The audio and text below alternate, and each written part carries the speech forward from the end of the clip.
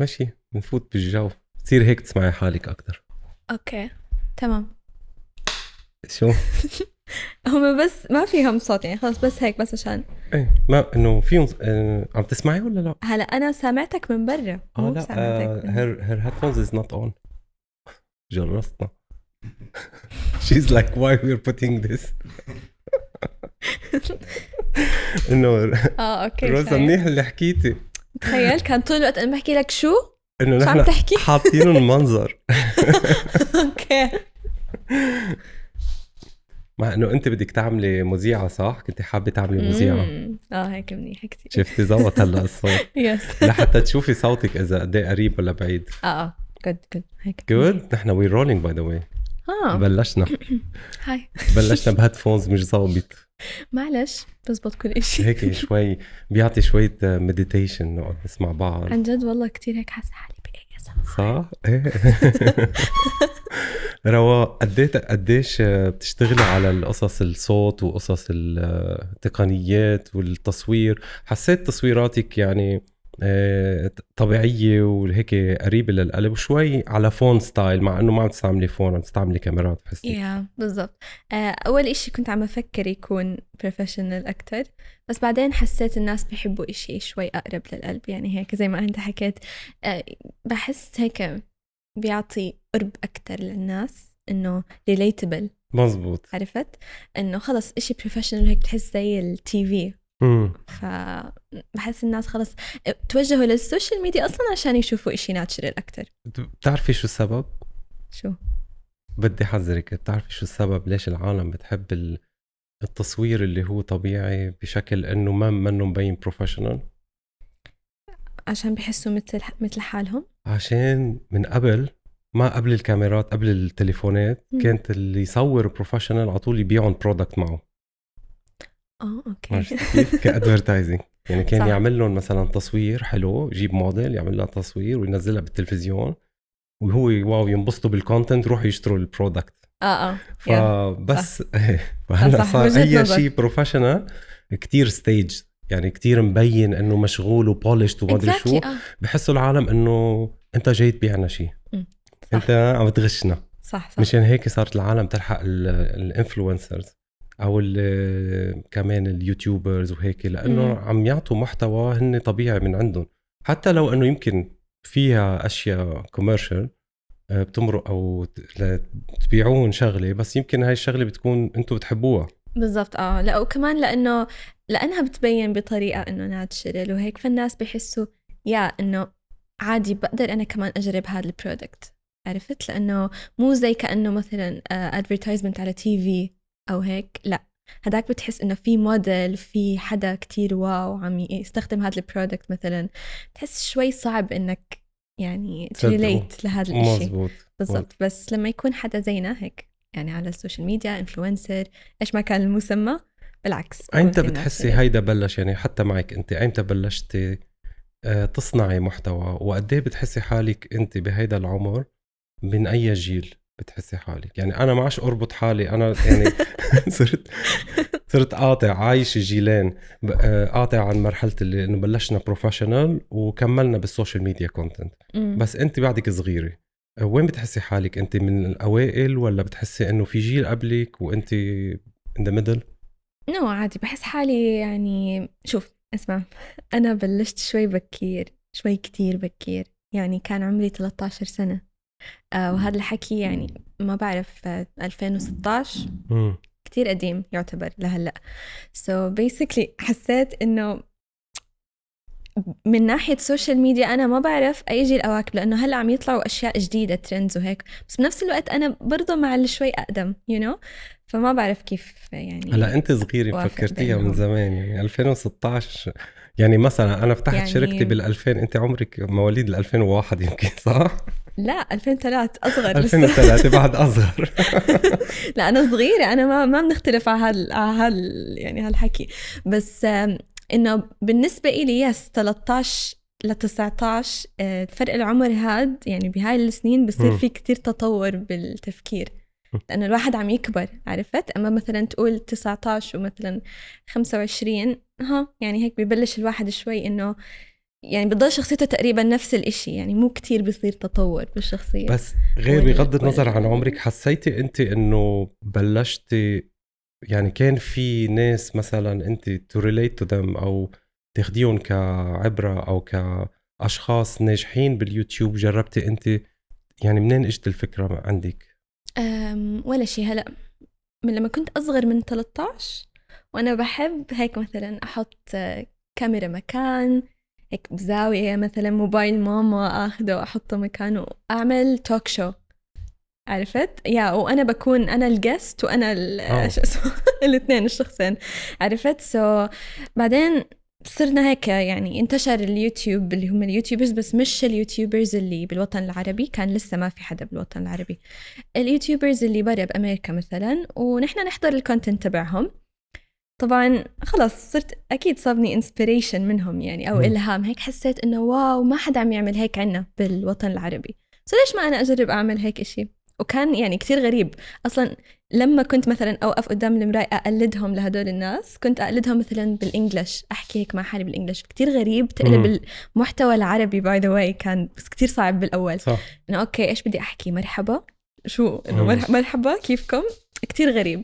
بس بعدين خلص نزلت أول فيديو يوتيوب وسلكت الأمور يعني بعدها. كانت القصة انه بس انت تعبير عن حالك، عم تعبري عن افكارك، اشياء في انه عم تتسلي فيها، ما كان يعني براسك بوقتها كنت كتير صغيرة وما شايف الموضوع انه ممكن يكون كوميرشال او ممكن يكون يعني المستقبل فيه او قادر تطلع منه انكم مثلا معين. بلا كنت من 14 والله أحكي منك لك. هيني. أحكي لك شو يعني الحمد لله عادي، أنا بالنسبة إلي يعني أهلي عادي ما قصروا معي أبدا، يعني إحنا كثير كنت صغيرة 13 سنة. بس الفكرة كانت إنه أنا حابة أخذ فلوسي بإيدي، عرفت؟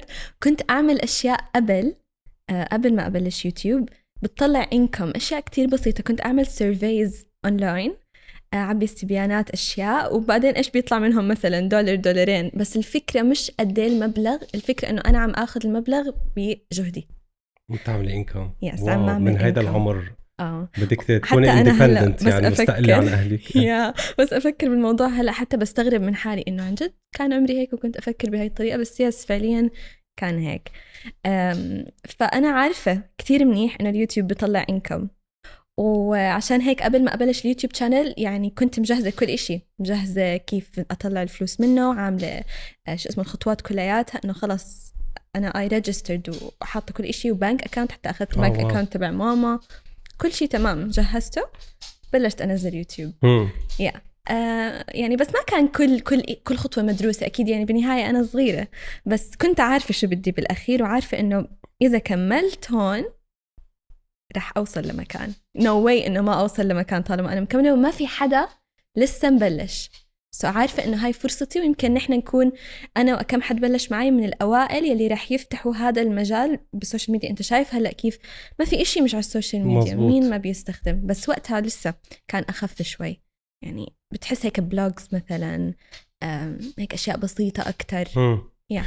بس جيلك أكتر قادر يعمل ريليت لهيدا الموضوع، يعني يمكن كان لأنه مثلا نحن عنا الجيل اللي قبل إنه شايف السوشيال ميديا، مثلا أنا بتذكر أول ما فتحت الانستغرام من أول ما بلش، عرفتي كيف؟ بس إنه نظرتنا للسوشيال ميديا بتضلها إنه لوقتها لا يصير فعال ونفهمه ننقل عليه. يعني جيلك أنت كحدا صغير ما عنده شيء يخسره، يعني مثلا الأشخاص اللي بيكونوا عندهم بزنس معين بيكونوا ماسكين فيه وما بدهم يتركوه، لانه هذا الكومفورت زون تبعهم، ما بدهم يتركوه جو اول ان بالسوشيال ميديا. اكيد انتوا الجيل الصغير بتحسي انه ما عندنا شيء نخسره، ما عندكم شيء تخسروه، وقادرين تفهموا على الدايناميك تبع الكونتنت هيدا.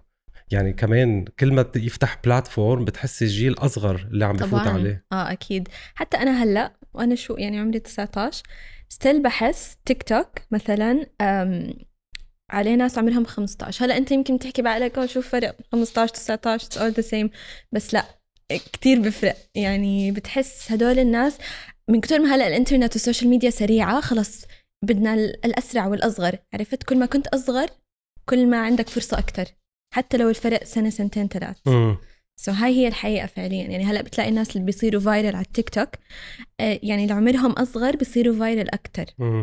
عرفت؟ طب روزا، بس ما هيدا ما عم بغير الكونتنت شوي صغير. يعني انت عم تحكي عن بزنس وانت كنت عندك سيلف اويرنس، او يعني عم تعرفي حالك من انت وصغيرة شو بدك. بس ما عم بيخلي شوي الكونتنت يكون سخيف نوعا ما بالمعنى البزنس، مش بالمعنى الانترتينمنت. يعني بالانترتينمنت حلو بيسلي، بس كمان الكونتنت يعني هلا لانه بيطلع مصاري ولانه بيروح فايرل، صارت العالم تتقبله نوعا ما وتقول عنه اوكي مهضوم، خلينا نعمل كشركات صارت تلحقه. بس انت بكل تجرد لما تطلع بكونتنت معين فيه بس مثلا رقص او برانكس او شغلات يعني فيها شوية ولد، يعني هلا انت عم يعني صار عندك خبرة بعدك صغيرة بس عم تكبري، كيف نظرتك لهيدا الكونتنت بنوعيته؟ انا مثلا اوكي انا ما بحكم عليه لانه ما بدي اعطي رأيي الشخصي، لانه بعيش فيه خلص شو عم بيطلع لي بزنس او شو، او بحترم رأي الصغار والكبار وبحب انه ما اعمل جادجمنت عليه. بس انت صغيرة شو رأيك فيه؟ أنا بشوف في الانترتينمنت نوع من أنواع التعليم عادي. يعني بحس عادي بتقدر تتعلم منه. يعني أنا لما أستمتع بالشغلة ما بكون عم بضيع بوقتي مثلا. هاي وجهة نظري، عرفت؟ يعني لو كان الانترتينمنت شو ما كان نوعه، يعني مثلا كان أنا والله بحب أحضر مثلا ناس عم يعملوا رقصات مثلا، عرفت؟ نفس شو الفرق بيني وبين مثلا حدا عم يحضر فوتبول؟ عرفت شو قصدي إنه الاثنين يعني هدول، يعني الفوتبول مثلا شوف انت هلا شو عم بيصير. هلا رح يصير في الورلد كاب، يعني شوف قد ايه عاملين له اشي واو، وعاملين له كتير تجهيزات واشياء. هاد كلياته هاد انترتينمنت فعليا. يعني الفوتبول ايش هي؟ انترتينمنت، مش اشي اكتر من هيك. بس التوابع تبعها اللي هم الناس لانهم بيعملوا قيمه لهاي الشغله، بحس بيصير الموضوع جدي، وبيستاهل انه الواحد يطلع عليه بنظره اكتر من اللي انت عم تحكي عنها، نظره انه لا هاي تفاهات ممكن بس تكون. ما فينا كتير يعني نقارنهم ببعضهم بمعنى مثلا لشخص يصير مشهور بالفوتبول بده مثلا يكرس حياته بالرياضة ويعمل يعني مجهود ويكون طبعاً مميز طبعا اكيد. ايه، بس بنفس النتيجة مرات عم بتكون شخص ما عمل شي بحياته، عمل حركة معينة أو ترند معين، صار عنده إنكم من وراء شهرته. صح. يعني يمكن تشوفي هذا الشخص اللي كب ملح مثلا شو اسمه سالت باي. ايه لا هذا شو اسمه؟ سالت باي. سالت باي اوكي لانه المطعم هو له غير اسم. طب اتس ترندينج يعني كمان صار في اشياء انه صار في طيب مثلا بيكون بزنس طويل عريض مبني على شركات وانت برايك انه هذا الاشي كتير سريع بصير سريع بدون ما الواحد عن جد يتعب مزبوط. بالاول وعم يشهر عالم صح بطريقه كتير. انا مش ضده، انا مش انا عم ناقش الفكرتين وبدي رايك انت. يعني انا مش ضد انه حدا ينشهر وتو كابيتالايز اون ات، يعني يرجع يهتم بهالشي وانفست وبيرجع بيتعب بعدين حتى يكمل بالضبط. فيه. هذا اللي كنت بدي احكي لك اياه هلا، انه بالاول عادي ممكن الواحد يعني هذا بحس الموضوع عكسي. كيف في ناس بتبلش من ولا إشي وبتتعب تتعب تتعب لحتى توصل، في ناس بالعكس بتوصل وبعدين بتبلش تتعب. بحس هذا الإشي يعني ما له اي علاقة بمثلا طريقة تفكير معين، عرفت؟ بحس هاي خلص اشياء بتصير هيك بالحياة، يعني ما عندي رأي جدي عنها أو ما بفكر فيها كتير. فسؤالك كتير استغربت منه صراحة، يعني أول مرة حد بيسألني هيك سؤال، عرفت؟ إنه حدا نجح بترندينج وحدا تعب لنجح. exactly. يعني أنا بالنسبة لي بشوف إنه اللي بينجح من إشي إنه مثلا صار فايرل على إشي ما بيضل إلا إذا تعب على حاله. يعني ما بيصير فايرل وبعدين خلص بيضل فايرل للأبد وهو ما عم يعمل إشي. ايه صح معك حق، بس انه يعني في فرصه اكبر، انه في ادفانتج معينه للسوشيال ميديا. هون بحس الموضوع حظ، لأنه فعليا هو الحدا اللي بيطلع فايرل على السوشيال مثل ميديا. ربح ورقة يا نصيب بالضبط، هدول شو فرقوا عن هدول؟ نفس الإشي، هذا بدون تعب وهذا بدون تعب. بس طبعا زي ما حكيت لك، إذا الواحد يعني انشهر ونعرف وصار عنده إنكم كتير فجأة، لازم يضل يعني يتعب، يشتغل. لأنه إذا ما اشتغل وما طور، أنتوا شفتهم كلهم، أي حدا بيصير فايرل بيفتح بزنس، بيروح مثلا بيطلع على أكثر من بلاتفورم، بيعمل إشي معين بالإنكم اللي إجاه برضه. لأنه إذا ما عمل هيك، إذا ما استغل الفرصة خلص، زي ما هو صار فايرل فجأة وطلع، غيره فورا بيطلع كمان فجأة. فالموضوع يعني هيك للأسف يعني يمكن معك طب حق. رأيك الترند بينصنع بينعمل يعني طبعاً. ولا هو صدفة مثل ما قلنا نحن ورقة يا نصيب؟ لا، هو بينعمل عادي. في أكتر من مرة شفت ناس مستقصدين إنهم يعملوا هذا الإشي ترند. يعني مثلا أحكي لك، في الأغنية اللي طلعت كتير صارت الترندينج، أغنية كان داون تبعت سيلينا جوميز. كتير حلوة الأغنية عن جد، بس إذا ما التيم تبعها اشتغل إن الأغنية تكون فايرل غصبا عنها، I don't think إنه كانت حتكون عرفت. يعني في كتير أشياء بتصير فايرل لأنه الناس بدها إياها تصير هيك، عرفت، بدها إياها تطلع ترندينج، عشان هيك هلأ هيك الموضة، إنه أشياء تطلع إنه ترندينج في واحد يشتغل، بس كمان بحس الحظ كمان له دور. طبعا. يعني في ممكن ما لحالها تنجح، حتى ما في ريسيبي معينة للترندينج يعني ما بالضبط. في، بس في ناس عقولها بتشتغل ورا. يعني خلص بالباك جراوند في ناس شغالة هاد شغلها إنه تعمل الموضوع هيك مبلا، بيدفعوا لهاد وهاد وهاد وهاد. عملوا فكرة ترندينج، يس، إنه بهاي الأغنية استخدموها عشان الناس تضل تسمعها، وخلص أنت لما تسمعها كتير كلنا حنصير نستخدمها. بصير هذا الشيب إفكت كلياتنا. طب هيدا بيفرق من بلاتفورم لبلاتفورم؟ يعني بتحسي إنه القصص ترندينج هي مشيت أكتر تيك توك أكتر ما هي انستغرام ويوتيوب؟ أحكي لك ليه. لأنه تيك توك أنت لما تفوت على الهوم بيج ما بيطلع لك كونتنت الناس اللي أنت عاملهم فولو.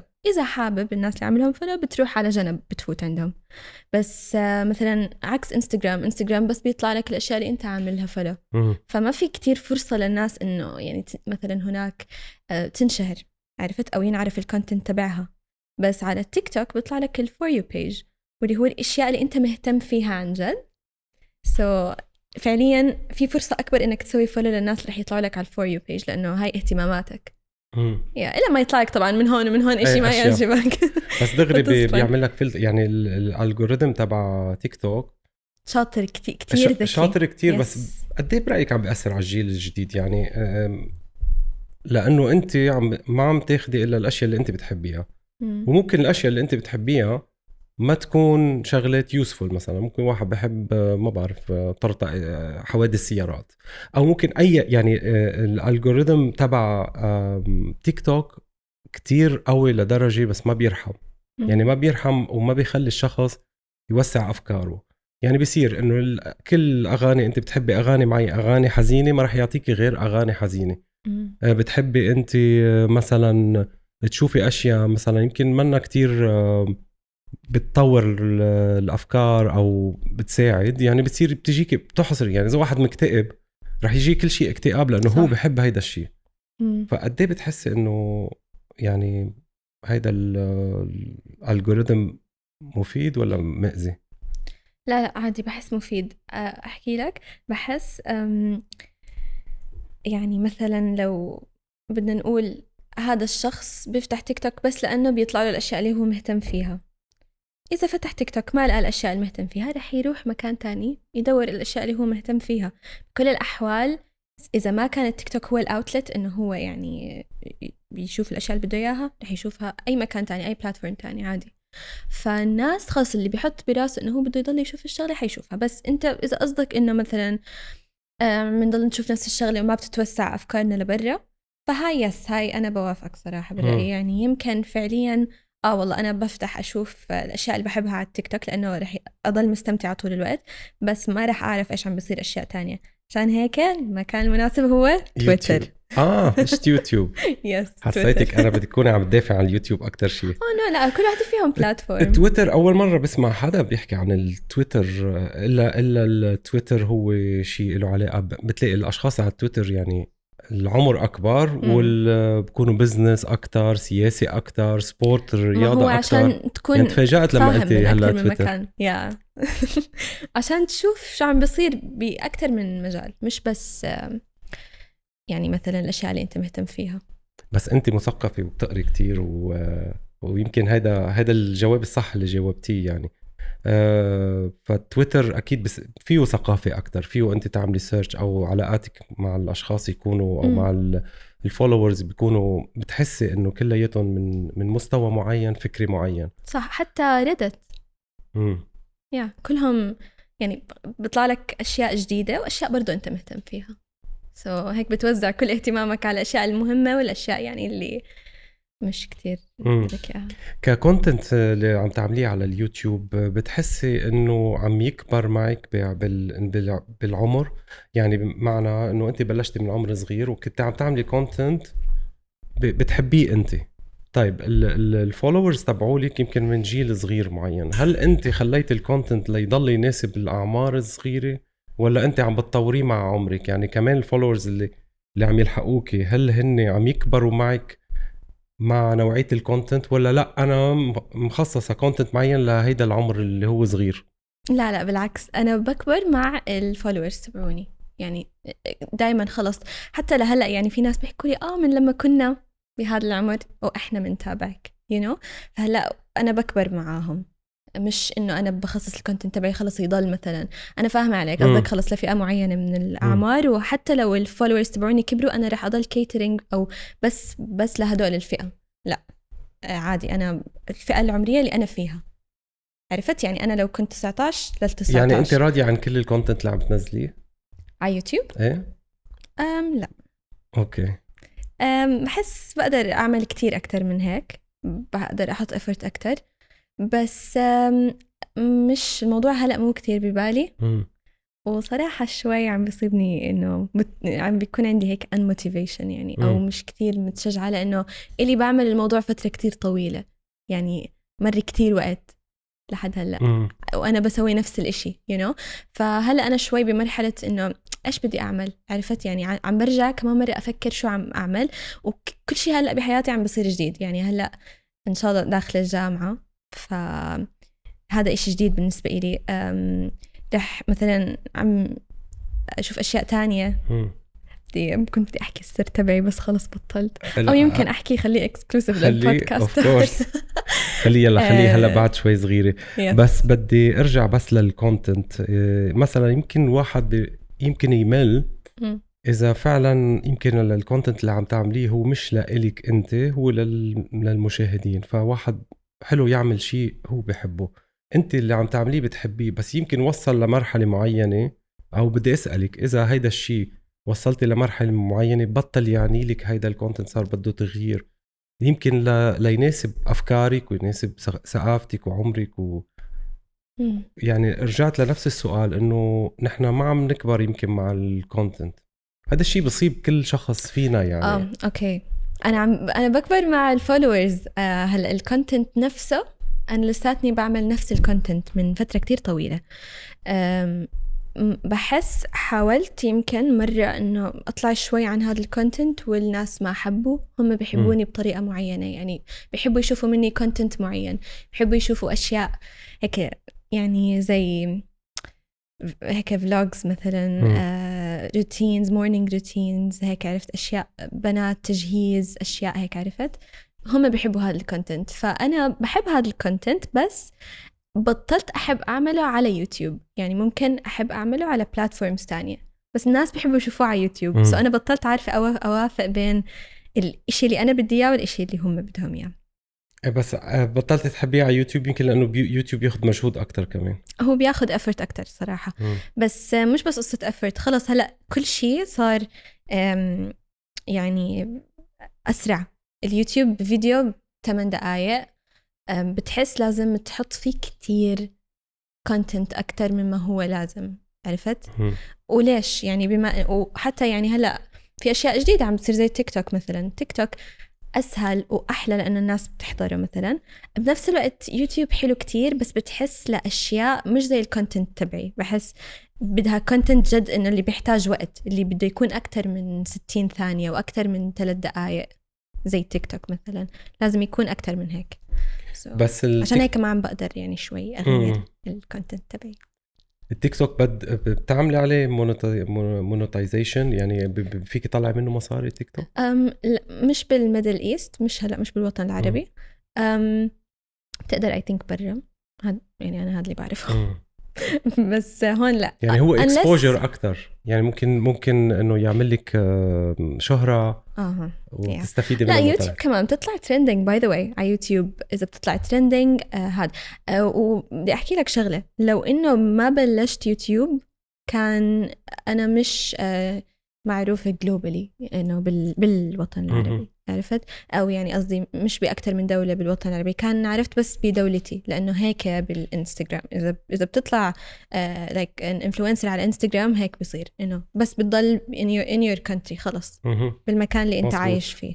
اما لما تكون تيك توك يوتيوب، هون بصير الناس يعرفوك لبرا اكثر، فبتيجيك opportunities اكثر، فرص اكثر انك انت يعني تحسن حالك. بالضبط. كمان بحس اللي بيقدر يعمل كونتنت على اليوتيوب بيكون نوعا ما جدي اكتر وعم يشتغل على حاله اكتر صح.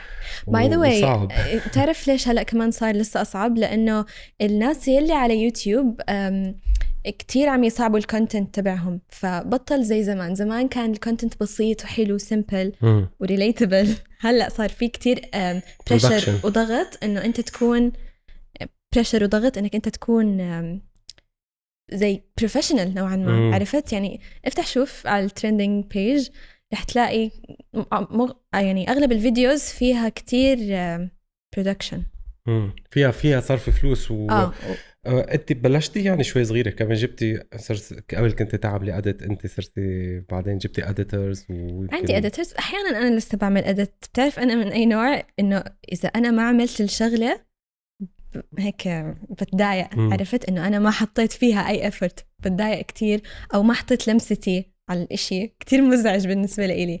بس احكي لك كمان راح احكي هاي الشغله، يعني ما بعرف اذا حكيتها من قبل I don't think، بس anyway اول ما بلشت كان من وين بدي اجيب، يعني من وين بدي امول التولز اللي بدي استخدمها. عرفت؟ يعني اوكي بقدر اطلب من اهلي انه اعطوني، بس انا ما بدي عشان هم يحكوا لي خلص بلشي انت لحالك، انه احنا ما لنا دخل.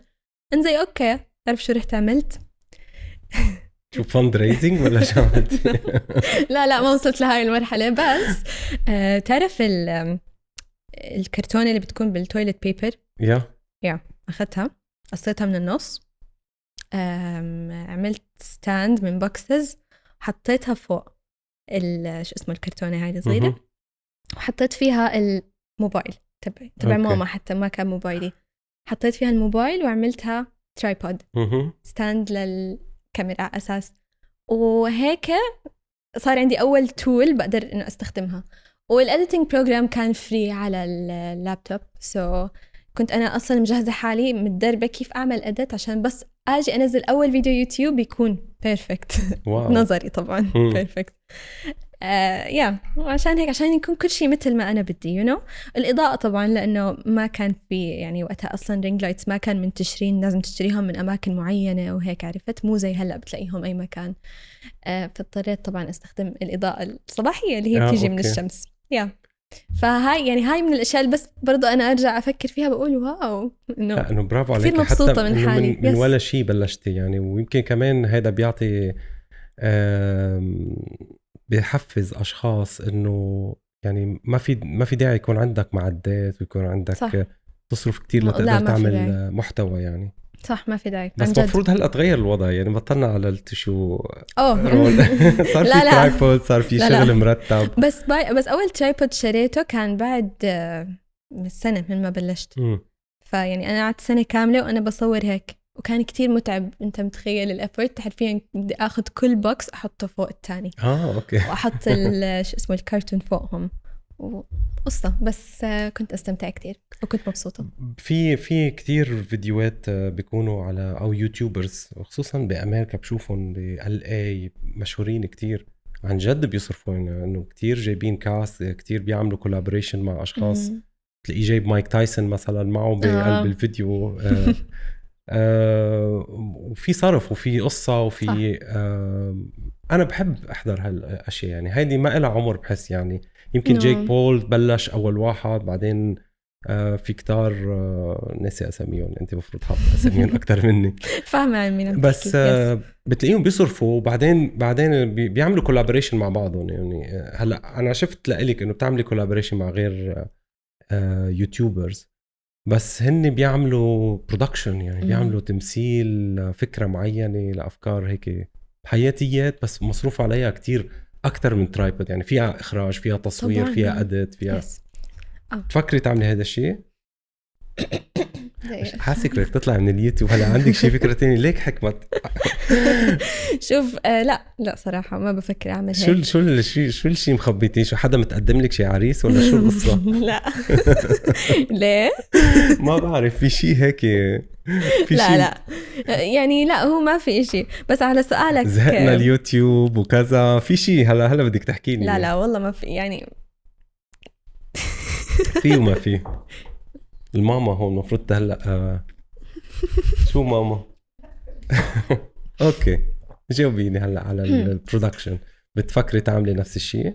لا صراحة ما بفكر. لأنه يعني نظرتي لحالي بالمستقبل ما بتتضمن هذا الاشي يعني. أوكي. أنا بشتغل لمستقبلي وبشتغل للنظرة للإشي الإيمج اللي أنا بدي أوصل لها، ما بتتضمن إنه هذا الإشي، عرفت؟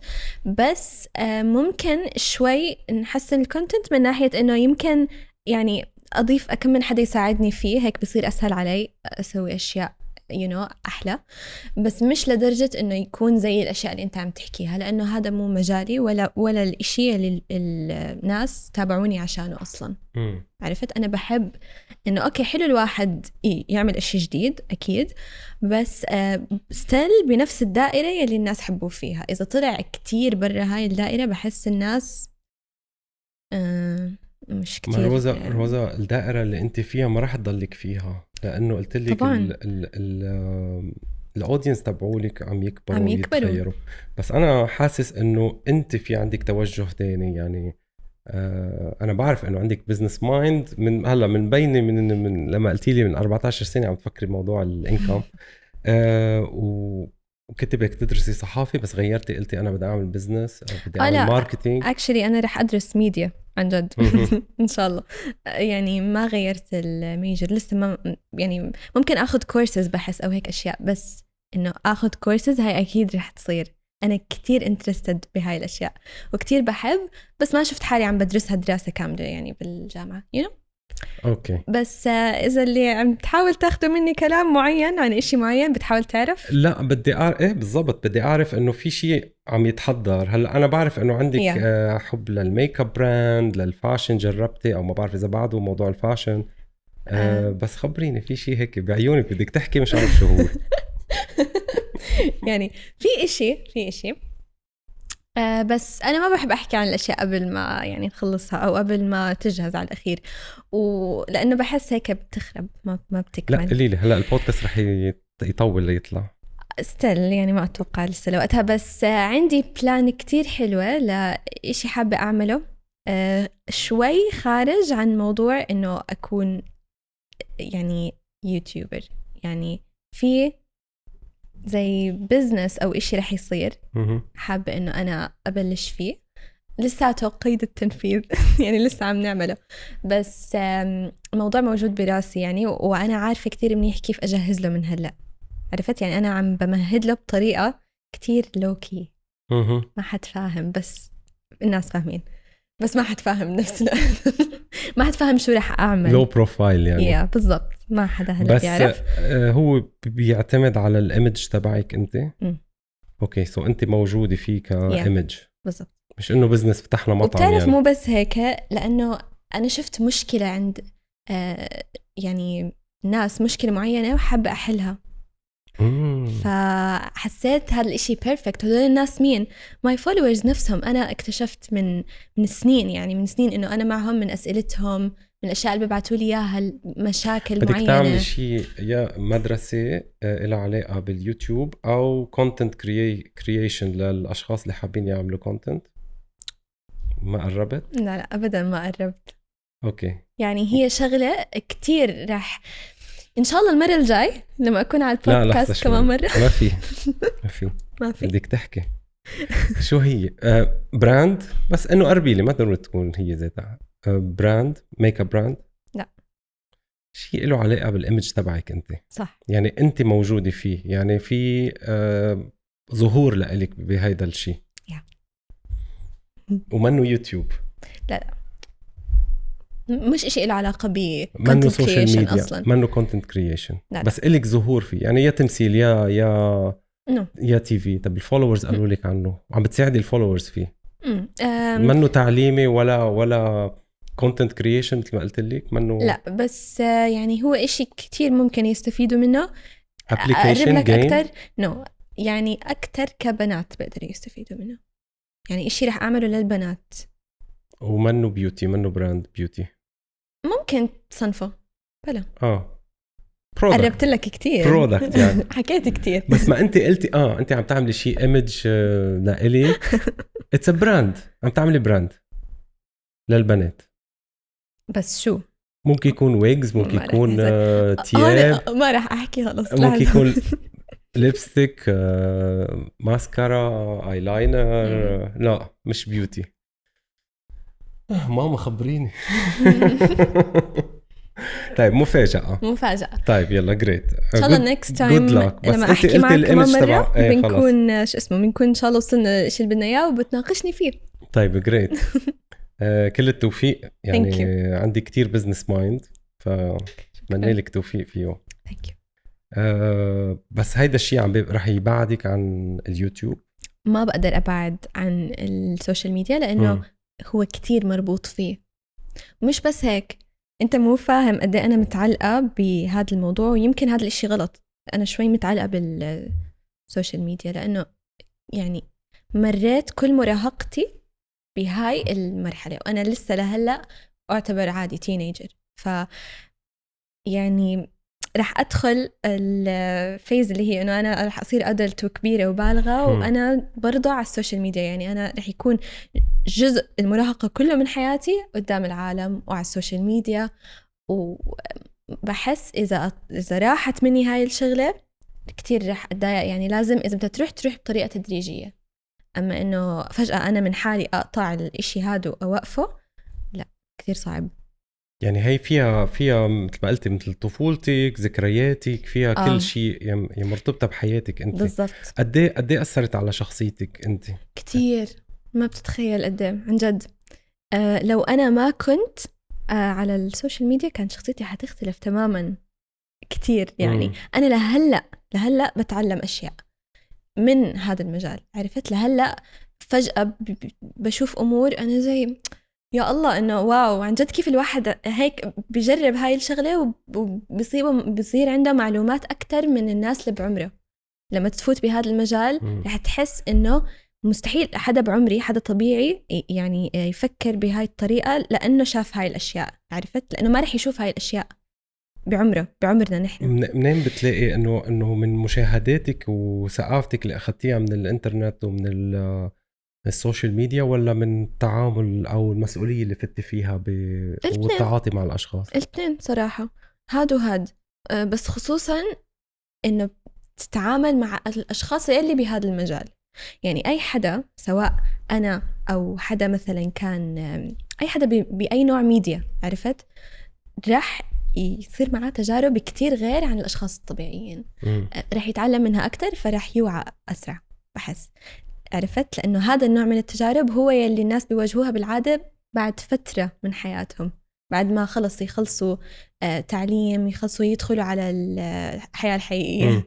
أنت يعني بتحس حالك دخلت على الحياة الحقيقية صح. فوراً بدون اللي بده يعمله الواحد بعمره بيختلط يمكن ب1000 شخص. انت عملتيه بيوم واحد باليوتيوب، انه كنت يعني بتعتبري انه الاشخاص اللي عم تعاطي معهم او عم بتتعاملي معهم تعطيهم كونتنت ويمكن يبعثوا لك مسجات في تفاعل حقيقي. طبعا مو بس هيك، حتى الناس يلي بتشوفهم بالحقيقة اللي إلهم علاقة يعني بالمجال هذا، الناس اللي مثلي اللي بيعملوا كونتنت مثلي، مثلا الكونتنت كرييترز، الناس اللي بيشتغلوا بالباك جراوند تبع هاي الأشياء.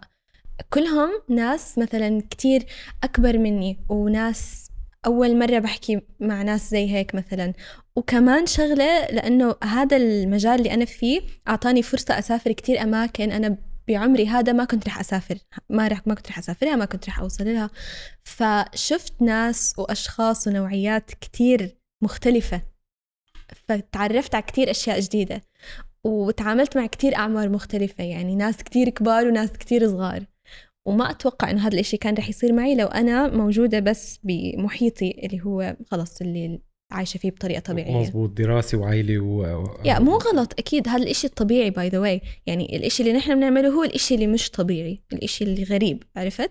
بس كل حدا بيجرب هذا الإشي بمرحلة معينة من حياته، يعني كل الناس رح تجرب هذا الشعور بس بمجال مختلف وبمرحلة مختلفة، وأنا كانت فرصتي إني أجربه بعمر صغير.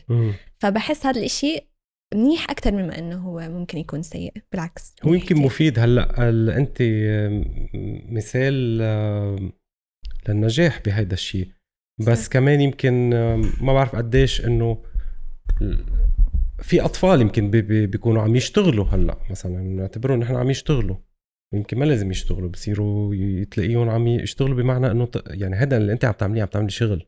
يعني أنت تين ايج أو عمرك صغير بس عم تشتغلي وعم تعملي إنكم. فأنا بشوفه منيح لأنه في قصة نجاح صارت معك، وأنت واعي مبينة من كلام. بس قديش برأيك إنه إذا بدك تحكي لأشخاص تانيين، لأولاد صغار ببلشين، إنه هيدا الشيء وين خطورته، وين الأشياء البوزيتيف؟ حكينا عن أنت هلأ عم تقولي لي ردة فعلك إنه شيء فادني كتير. بتلاقي في خطورة معينة بإنه أشخاص بعمر صغار يفوتوا على مجال السوشيال ميديا والشغل؟ طبعا أكيد. شو بتنصحيهم يعني من تجربتك؟ بحس لازم يكونوا كتير منتبهين ويسمعوا كلام الأكبر منهم، لأنه هم دايما رح يفكروا حالهم إنهم فاهمين شو عم بيصير بس هم صغار. أنا هلأ أي إشي بعمله بسأل قبل ما أعمله، مع إني شوي عنيدة بس برضو بسأل، يعني بسأل أتأكد من هاي الأشياء اللي رح أسويها، لأنه ممكن أي حدا يستغلك، ممكن أنت بعمر صغير ولسه ما بتفهم إشي ولسه ما بتعرف إشي، ممكن أي حدا يستغلك، يعني ما يكون الإشي اللي بده إياه منيح، عرفت؟ ممكن مثلا يتعرضوا للتنمر أو طبعا يعني البولينج. أكيد، وهذا عشان هيك لازم الأهل هم يكونوا مسؤولين بهاي الفترة، حتى لو الواحد عمره صغير. يعني طالما شوف إذا الشخص نفسه بده، يعني أنا صغيرة بس أنا بدي وبقول لماما ماما مثلا أنا حابة هذا الإشي، حكت لي ماما أوكي، بس هي لازم يكون في رقابة، يعني هي لازم تراقب تشوف، مش إنه والله أترك الموضوع هيك، عرفت؟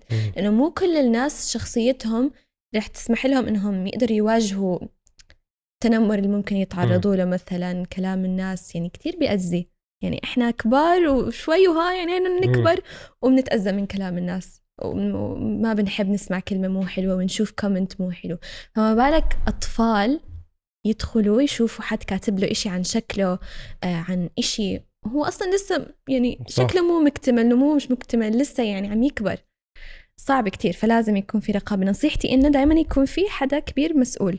وأحيانا تعرف شو المشكلة، إنه في بيكون للأسف إنه بيكون الطفل أو الشخص هذا ما بده يشتغل فعليا لأنه هذا شغل، والأهل هم اللي بدهم. مزبوط. هذا الإشي مشكلة يعني، بس كيف بدك تلقط عاد كل حدا، كل طفل ما بده وأهله جابرينه، يعني إنه لأنه نجح وطلع مصاري بيصيروا يعني يشتغلوا، هم بيصيروا يستفيدوا من الموضوع. أيوة بالضبط. وخصوصا قلتي أنت إنه هيدا العالم حسيتي عالمك، حسيتي إنه صار عندك خبرة من وراه، فكمان لما يجي منه ردة فعل أو بولينج أو يعني إساءة منه تيجي حقيقية بحسها. يعني الولد صغير بحس إنه هيدا عالم وهو الأصحاب وهو المتابعين تبعوله.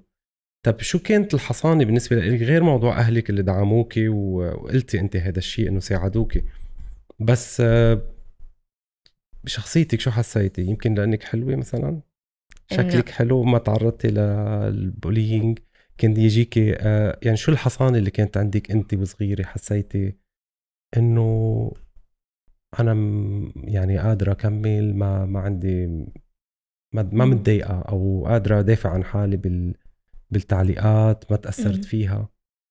للأمانة ما كان يجيني كتير hate عملت لك comments. لأنك حلوة. شكرا شكرا. بس شوف عادي في كتير ناس حلوين، بس يعني قصدي الناس برضو بيعملوا كومنت على شخصيتهم، عرفت؟ يعني أنا ما بحكي هلأ والله أنا بيرفكت وشخصية وشكل وهيك، لا، بس بقولك إنه أنا اللي شفته من ردة فعل الناس إنه هم ما كانوا يعلقوا مثلا على شخصيتي بطريقة سيئة، كانوا يمدحوا شكلي بس بالمقابل ما يعلقوا إنه أوكي مثلا حلوة بس شخصيتها مو حلوة، عرفت؟ فلأنه كمان أنا من نوعية الأشخاص اللي كتير حيادية بالحكي، ما رح أحكي إشي غلط، عرفت؟ يعني قبل ما أنزل الفيديو رح أدقق أشوف إذا أنا حاكي إشي غلط، إذا طريقة حكي أوفر مثلا، أو عرفت؟ كنت كتير أنتبه يعني بهداك العمر، ولا هلأ بتهمني كتير نظرة الناس لإلي، يعني بهتم كيف عم بيشوفوني، عشان هيك دايما بحاول أكون يعني حيادية أو نورمال طبيعي، عرفت؟ متوازنة متوازنة عشان ما هاد وما ما بتستعملي كونتنت، ما بستفزهم قصدي، ما بتستفزيهم، يعني حتى الشهرة ما عم دوري عليها بسرعة، يعني إنه اللي بيجي بسرعة بيروح بسرعة حكمة.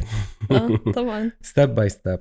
صح. يعني ممكن في أشخاص بيعملوا أشياء يمكن تكون شوي controversial، يعني عشان هذا عشان إنه تاخد فيوز أكتر وكذا، صح. وهيدي بتجيب إساءة على فكرة هدول الناس بالنسبة لي كتير أذكياء، لأنه هم بيعرفوا إيش عم يعملوا. يعني أنا لما أطلع أحكي إشي مستفز للناس أنا بعرف إنه رح يستفزهم، مو هبلة. أوكي، بس بالنسبة لي أو بالنسبة لهدول الأشخاص هم خلص همي مصلحتي، ما بيهمني الناس إيش رح تفكر. فيعني أحيانا الواحد بتمنى يكون واصل لمرحلة إنه ما يهمه إيش الناس بتفكر فيه، بس هاي برضو إلها كتير مساوئ، إنه أنت بتحرق كرتك بحس لقدام. يعني فكر لقدام إنه أوكي، يعني مثلا لو اجيت بدي أشتغل مع ناس مهمين لقدام، إذا شافوا هذا الإشي اللي أنا عملته كيف رح تكون نظرتهم لإلي من ناحية هل أنا رح أقدر أخذ الشغل اللي بدي إياه منهم ولا لا. مش من هم حر، إذا بدهم يفكروا عني بطريقة مو منيحة عادي، مو هاي الفكرة هل أنا رح أقدر أحصل على اللي بدي إياه للمستقبل، ولا أنا بدي الإشي لحظي هلأ خلص بعمل إشي مستفز وهيك وباخذ اللي بدي إياه وخلص انتهى.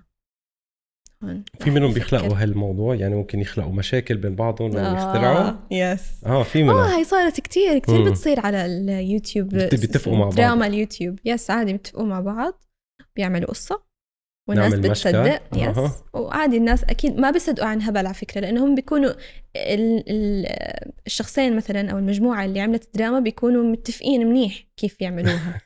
أنت كيف بدك تعرف إنه هاد كذب بس في كتير منهم يعني كذب بيكون باي ذا واي، ما بيكون حقيقي. فالناس لازم تنتبه. بس ما هن بس الناس بيحبوا الدراما. ايه بعرف. انا بحب افتح، انا ما يعني ما بكون involved بالدراما، بس بحب اشوف. يعني مين ما بيحب؟ لو انه ما بنحب كان الميديا كلها مو موجودة اصلا، لو الناس ما بتحب الدراما والاشياء الغريبة ويسمعوا ويعرفوا. يعني اي اكتر فيديو اخذ فيوز عندك ما توقعت انه ياخذ فيوز؟ صدق مو منتبهة. كيتي شي مرة بتعبري عن مشاعرك على اليوتيوب او للمتابعين تبعولك؟ لا، عشان لأنه هذا الإشي رح يضل على الإنترنت للأبد. ما بدي كمان 10 سنين أفتح أشوف فيديو لإلي وأنا ببكي. يعني ممكن، ما بتعرف، ممكن يصير مع الواحد. هلا أنا ما بحكي لك إنه هذا، بس يعني يا ريت إنه ما يصير معي هذا الإشي. بتمنى. يعني ما بتستعملي، ما بتعبري عن حياتك اليومية بالكونتنت تبعك؟ مش يعني أوفر، ما بحب أعطي أوفر ديتيلز. بخاف إنه أنشر أشياء زيادة عن اللزوم، بخاف أنشر مشاعر زيادة عن اللزوم، أو مثلا ديتيلز زيادة عن اللزوم، لأنه ما في إلها داعي برأيي الشخصي. بتضل فوريفر مثل ما قلتي. لا ما بدي بتضل للأبد. يعني ما بدي أحفادي يشوفوها يشوفوني وأنا عم بعبر بطريقة كتير واو عن مشاعري، زي إنه مثلا بكي، عم أبكي مثلا، أو أوفر كتير فرحانة. بحس هاي مومنتس كتير خاصة، هاي أشياء كتير خاصة، إنه هاي أشياء محجوزة لعائلتي والناس اللي بحبهم وأصحابي، مش إنه كل حدا يشوفها. مو عشان إشي، بس ما بحب تضل على الإنترنت هيك موجودة. بس ما بتحسي إنه كمان المتابعين هن أصلا بتابعوك عشان هيك عشان يعرفوا طبعاً. يعيشوا هاي الحياة، لأنه في منهم بيكونوا ما قادرين يعيشوا لحظات معينة انت إنه عم قصدك تعيشيها بيعيشوا من خلالي. من خلالك، بيصيروا يعيشوا القصة. صح. ما أنا بحكي لك بشاركهم بمعظم الأشياء بس بدون over details. يعني خلص إنه بحكي الشغلة بشكل عام نوعا ما، بفوت شوي details بس مش كتير.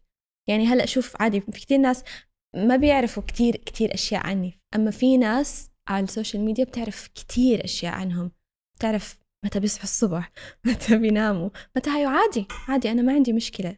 يعني to each their own، كل حدا يعمل الإشي اللي بيحبه. عندك يمكن شي 4 مليون فولوور تقريبا، سبسكرايبر على اليوتيوب. يس. قديش منهم بيكونوا متابعينك ناطرينك يعني يوميا من هال4 مليون؟ هلا في كتار مثلا حاطط سبسكرايب، بس في عندك جمهور هيك لإلك يعني بينقزك، بيقلك بعتلك مسج هاي امتى؟ يا كتير يعني فيري لويال يعني. هدول بحسهم هم نفسهم الناس يلي قد ما عاشوا كبرت معك. وقد ما تغيرت، لأنهم بالضبط عاشوا معي، فهم يعني غالبا رح يضلوا هم بيحبوني زي ما أنا، عرفت؟ وبيتابعوا وراي وين ما رحت، على أي بلاتفورم بتلاقيهم موجودين هم نفسهم. باي ذا أكثر من حدا أنا بنتبه كتير على الأسماء، أكثر من حدا مثلا بلاقي نفس اليوزر نيم على أكثر من بلاتفورم، فكتير هيك بستغرب وبحب كتير إنه واو. وبعدين بصير أفكر من وجهة نظري أنا إنه واو، أنا كمان في ناس معينين بتابعهم على كل البلاتفورمز، وقد ما تغير الوقت ومر لهلأ بتابعهم، رح أضل أتابعهم، عرفت؟ الواحد بتمنى يكون هذا الشخص للناس التانيين، إنه يضلهم يحبوا يتابعوه. شو دراستك اللي هلا بدك تعمليها، او في شيء للفيوتشر؟ وشو الشيء اللي انت بدك تعرف شو الاشي اللي بدي اعمله؟ قلتي لي في شيء اكسكلوسيف بدك تعطيني اياه، يلا شو هو؟ خلص اعطيتك يعني. لا انا ولا مره حكيت اني رح اعمل انا ما كملت شيء. خلص انه بس هي قصة بدك تعملي شيء. لا بس يعني انت حاولت تحذر كتير، فيعني كتير قربت، خلص حكيت كتير. ما قربت كتير. يلا خلي العالم تحط هي تعليقات، تعرف هي خلص هي تمام، بتعرف حافظتك اكثر. حافظتك اكثر. بحب كتير الباتس. بحبهم كتير. في عنا دوغ قاعد هون بلا. لا دخيلك هلا بتعملنا اصوات، كان قبل شوي عم تطلع اصوات بلا سو كيوت. انا كتير بحب، يا ريت لو يكون عندي بيت. بس قلتي اهلك ما بيخلوك، ماما ما بتخليك. تعرف حتى لو خلوني من جديد عم افكر انه لا. احكي لك ليه؟ عشان بحس عندي شو اسمه attachment issues يمكن، فبخاف كتير اتعلق بالبيت تبعي، وبعدين انه لانه يعني البيتس بيعيشوا اقل منا. صح. فالفكره هاي كتير هيك تزعجني، انه ما بتعرف شو ممكن يصير. هي صعبه، بس كمان هي يعني بيقولوا البات بيجي مثل الواحد يتعود على يفقد اشخاص. يعني اول شيء البات، بعدين الجراند مام، فشوي عمليا بهيئوا الاولاد انه اول شيء يعني السمكه، عرفتي كيف السمكه بتموت بيزعل عليها الولد شوي، عرفتي كل ما كبر البات بيزعل اكثر. صح. ما هو ما عشان هيك بحكي لك كتير بس تصعب هذا الاشي. يعني عن جد كل حدا عنده بات، يعني هاي انت واو صراحه. بعرف انا ما كنت يعني هذا اول بات عندي. واحد كتير بيتعلق، ما بيعرف قد ايه بيتعلق بالبات، صح؟ الا ما يصير عنده يعني انا بشوفهم وبتعلق فيهم، هم مو ما بيخصوني ولا إلي، بس بتعلق. خصوصا الدوغز، لانه الدوغز بحبوك كتير عاطفيا يعني. كتير صح. انا شكله انا وانت شو اسمه تبعون الدوغز، يعني دوغ بيبل. يس بنحب الكلاب. وي لاف ات. طيب لما جيتي قلتي لي اقعد هون لانه هذا بروفايلي. هلا مش على فكره مش انت لحالك يعني بيقول لي هذا الشيء، اتس فاين. انا بحب اقعد هنيك لانه الباك جراوند بحبه، بس اتس فاين. بس شغله صغيره، اوكي سو كل واحد عنده بروفايل حلو، صح. شو السايد اللي بتلاقيه عندك فيه انه ما حلو، ما بتحبيه بحالك، مش شكلا يعني؟ اوكي قصدك سايد يعني جزء من يعني عندك سايد حلو بتحبيه بشخصيتك. شو السايد اللي انت بتلاقيه انه ما بتحبيه بشخصيتك؟ واو. بحس كتير هيك بحب سوري مش بحب، يعني بنهوس بالاشياء مش بالاشخاص. ما بنهوس بالاشخاص بنهوس بالاشياء. خلص بستلم شغله وبضل انه بضل مهووسه فيها. وهذا الإشي ما بيكون إشي والله مثلا ممكن يفيدني يعني مثلا بنهوس ب كتاب معين وبضل أرجع أقرأ طب ما بصير يعني عرفت يعني في كتاب هاي أنا شغلة صرت منيحة يعني من عاطلة. صرت قارئته 20 مرة ما بمزح عن جد يعني ليه عرفت هذا الإشي ما بحبه بحالي لأنه بيأثر كمان على أشياء تانية بحياتي مش بس أشياء بسيطة زي كتاب أو هيك بخاف بعدين بالمستقبل يصير كمان مثلا عادي إنه أتعلق بالشغلة وأضل يعني متمسكة فيها وأفكر بالموضوع طول الوقت هذا الإشي ما بحبه بحالي بس كمان مثلا ما بحب إنه كتير بكسل عن أشياء يعني أنا ما في انرجي كتير باي ذا واي يعني يمكن ببين إنه في كتير انرجي بتمنى بالمستقبل إنه عادي يتحسن هذا الإشي بس مبدئيا لحد هلا ما عندي كتير انرجي بحياتي هذا الإشي ما بحبه ما عندي انرجي من جوا هيك في ناس بتقعد معهم هيك قنبلة انرجي أنا مو هيك بس ليك بقول لك شغله صغيره بالعكس الاشخاص اللي بيعطوا كتير وبيشتغلوا كتير وبيفكروا كتير ما عندهم انرجي لانه بيكونوا مخصصين جزء من طاقه تبعهم رايحه بمحل واحد فهني بيكونوا بحبوا يكونوا كسولين بحبوا يكونوا مثلا ريلاكس صدقيني بيكونوا ناجحين بحياتهم بيكونوا بيشتغلوا بس موزعينها بمحل معين وبينسوا كتير يعني كمان يعني ما عندهم اهتمام بجزئية بيعتبروها منا كتير مهمة. ممكن يمكن أسامي أشخاص إنه مثلا ما بيتذكر اسمه. أنت قصدك عن هذا النوع أنا قصدي ما عندي انرجي يعني بشكل عام بس أنا عندك شخص... طاقة إيجابية واضحة يعني من يا قصدي لا يعني انرجي إنه طاقة للحياة ما عندي هذا الاشي هلأ وكتير بضايقني هذا الاشي احيانا انه ليه هيك انه انا صغيرة يعني مش انه والله مثلا عمري 100 سنة عشان خلص اكون فقدت الامل من الحياة وهيك ما بدي اعمل اشي يمكن هاي فترة مريت فيها ما بعرف بحس كلنا بعد كورونا صار معنا هذا الاشي صح يمكن انصبتي بكورونا يا مرة بس خلص انا هلا ما سيف. بتحبي تظهري كتير يعني ما بتحبي مثلا يلا نطلع بتطلعي مع اصحابك انت اللي بتدقي لهم نطلع لا مو انا وبنفسي اكون هذا الحدا عرفت شو قصدي يعني كتير نفسي بس انا مو هيك للاسف وعم بشتغل على الموضوع يعني عم بحاول عرفت لاني حابه اكون هيك بس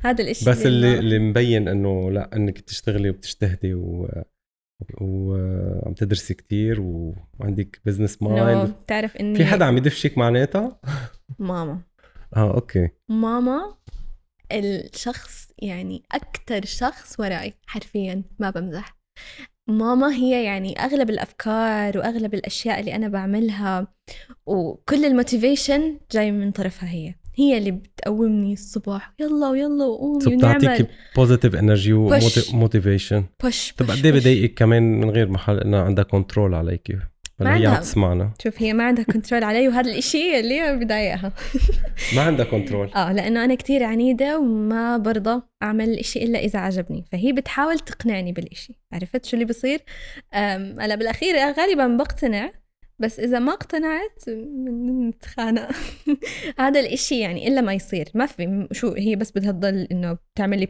بوش وما تتضايق من اشي بلا بتتضايق انه انا كتير بكسل ما بقوم باخد وقت كتير عبال ما أعمل إشي اللي غيري بيكون أوريدي عامله عرفت يعني هي بدها يعني دايما أكون on top عرفت بس بطريقة منيحة مش بطريقة إنه ماديا كيف وضعك من ناحية اليوتيوب ومن ناحية حكيتي عن هذا الموضوع الحمد لله يا جود منيح كتير يعني كتير أحسن كم مليون من صاروا content يعني creators عندي ما في مليون لسه هيك حلو يعني مش غلط انه في كتير يوتيوبرز صغار وصاروا عاملين ملايين يعني صح بس انا لسه ما وصلت لهذا الليفل بوصل ان almost شاء الله there ان شاء الله ان شاء الله جريت عم تشتغلي على فاشن على تصوير على اشياء تنطلبي فيها لاعلانات بتحبي هذا الشيء بحب كتير هيك تكوني امباسادور لبراند تعملي طبعا خصوصا اذا انا عن جد حابه البراند اوكي انه مثلا إشي والفولورز تبعوني عارفين انه انا بحبه فاحنا الاثنين رح نستمتع لانه رح احط كتير افرت بالشغله مشكلتي كمان باي ذا واي انه بحب الاشي يطلع بيرفكت على الاخير عشان هيك كتير في اشياء ما بعملها بحياتي لانه بصير احكي لا ما رح يطلع زي ما انا بدي أنا بدي إياه مثالي على الأخير بيرفكت. أوكي، بس لما يكون بكونتنت كرييشن. أما بأشياء تانية لا، بس هذا الإشي بحبه يطلع بيرفكت. حتى إذا بدك فوت على الانستغرام بيج تبعي ما رح تلاقي كتير صور عفوية، تلاقي شوتس، تلاقي هيك، عرفت؟ يعني كتير بتختاري الأشياء لأني بدي الإشي يطلع بيرفكت. وإذا ما عجبني بعد فترة بمحيه، إيش ما كان يكون الكونتنت. إذا ما عجبني picky، يعني very picky. وماما بتبهدلني على هذا الإشي. دايما باش اسمه أنت خلاص ما بصير تكوني هيك بكل إشي بحياتك، وماها حق. يعني أحيانا الواحد لازم يعني خلاص يتغاضى، عرفت، ويمشي ويعمل أكتر. بس أنا من الأشخاص اللي هو إن الكواليتي أوفر كوانتيتي، بس أوفر كواليتي أوفر كوانتيتي أحيانا لازم perfectionist. مش غلط بس بمطارح تانية عم بتكوني طبيعية. يعني اليوتيوب شفته إنه طبيعي، لا يعني. عادي طبيعي. بس لما يكون في كونتنت محل معين له علاقة بالإيمج تبعك، إنه أنا بدي فرجي صورة للعالم، عم بتكون صح مهمة أو مشغولة عليها. طب good luck. شو في شيء هيك بقى ما حكيناه بدك تقوليه؟ ولا شيء، انت اللي بدك تعرف. انا بتخبريني اخبارك، جاي هيك مستضيفك لحتى اعرف اخبارك. والله كله تمام الحمد لله. رواق. كيف الاردن؟ منيحه؟ يا في عرسان عم يجي، صرتي مشهوره انت هلا، بيتقدموا لك عرسان ولا اتس تو ايرلي؟ لا عادي بيتقدموا لي، بس يعني انا اكيد هلا الموضوع مش ببالي. لسه عمري 19 سنه يعني. حتى باي ذا واي كتير بحس انا من الاشخاص اللي بيحبوا ياجلوا هذا الموضوع شوي، لانه يعني ناس كتير بيحكوا انه شغلك إشي وحياتك العاطفيه إشي، وهذا بالنسبه لي لا. طب سؤال، تستقبلي عرسان وتقولي لهم لا؟ يعني في بعتقد بالاردن كمان هيك عندهم العادات وكذا، انه هذا تيجوا لعند الماما شو رايك كذا. ما بعرف قد ايه الماما عم تعاني من الموضوع، انه شو بدها تقول لهم لا كل الوقت. يعني لا ما بنستقبلهم، بس انه ناس بيسالوا يعني بدون ما تستقبلهم. يعني ما بيعطوك مجال انه تحكي لهم لا ما بنستقبل. ما بتفوتي بصينيه القهوه هيك الافلام؟ لا لسه لا. بس يعني بتمنى انه ما يكون اصلا الموضوع زي هيك، عرفت؟ بتمنى يعني لحال الموضوع يجي من طرفي تعرفي على انا شخص وتكوني بتحبيه انه خلص يعني. مش ترتيب، مش بس ما بتعرف يعني بس يعني انا هيك بدي اجتماعيا انت بتلاقي حالك مع الجانب انه يكون انا محافظه اكتر من البيئه هاي، ولا انت بتحبي تكوني مثلا تطلعي تكوني انترناشونال اكتر، منفتحه اكتر، تفكري انه انا مثلا ما بدي افكر اتجوز بهيدا العمر، يمكن اتجوز على 30، ولا يعني كبنت شو وين بتلاقي طموحك اكتر؟ بالعائله، بالبزنس، بالشهره؟ انا كثير حدا عاطفي، بس مش قادره اجيب كلمه، خايفه يعني. لا شوف والله جد ما بدي يعني احكي هلا إشي هيك وبعدين اغير رأيي. بس هلا كنظرتي لحالي بحس مثلا بدي اتزوج بعمر متاخر، عرفت، عشان يعني اجرب كل إشي بدي اياه قبل ما اتزوج. مش عشان بس تتزوج خلص بتنتهي حياتك، بس فيك لما تتزوج بصير عندك مسؤوليات كتير اكتر، انت ما بتكون مفكر انها رح تصير. ومن اللي شفته انا بعرف هذا الحكي، فما بدي هذا الاشي يكون موجود يعني على الاقل باول لنص عشريناتي، يعني يمكن اخر اشي اذا كنت بدي. هيك بحس. فانا اكتر يمكن اكتر حدا بزنس وهيك اكتر. جريت. روزا، سموكي روزا لانه كيوت و دلع، ما بعرف. لا رزان. I know رزان، بس لا هي رز مصبوط. Yeah. I think. By the way الناس ما بيحكوا لي رزة، بيحكوا لي روزا. هو روزا من وردة بالضبط يعني. exactly. بس انت ما عندك مشكلة بيقولوا لك روزا يعني. روزا كل حدا بيحكي إشي اللي بده إياه. أنا كتير انبسطت فيكي. Thank you for coming to my podcast. والله أنا كتير انبسطت عن جد، ومتحمسة كتير كنت للبودكاست تبع اليوم، أول مرة بعمل بودكاست وكان مع الشخص الصح الحمد لله. Thank you. I can't wait نستضيفك مرة تانية هيك. إن شاء الله المرة الثانية بحكي لك الإشي الإكسكلوسيف تبعي. Exactly. Thank you. Thank you. Bye bye.